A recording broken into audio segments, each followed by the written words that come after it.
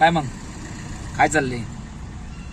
हा, तुम्हाला काय वाटतं कोण येईल तुमच्या आयुष्यामध्ये आणि तुमच्या आयुष्यामध्ये? कोणाला वेळ नाही तुमच्या आयुष्याकडे बघायला, तुमच्याकडे बघायला काही संबंध येत नाही.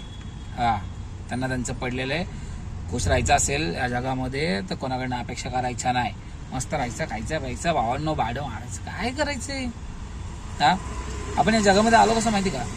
आपल्या या जगामध्ये आपल्या आई वडिलांना कोणीतरी नावं ठेवलं म्हणून आपण आलो. हा, आणि नाहीतरी या आयुष्यामध्ये काय आहे का? आहे काय? कोण नाही येत, कोण ना कोणचं डाळ भात लोणचं. हा खुश राहणार. खरंच खुश राहायचं असेल मस्त खाऊ पिऊ एन्जॉय करू. अशा अपेक्षा मोह माया पासून लांब राहा.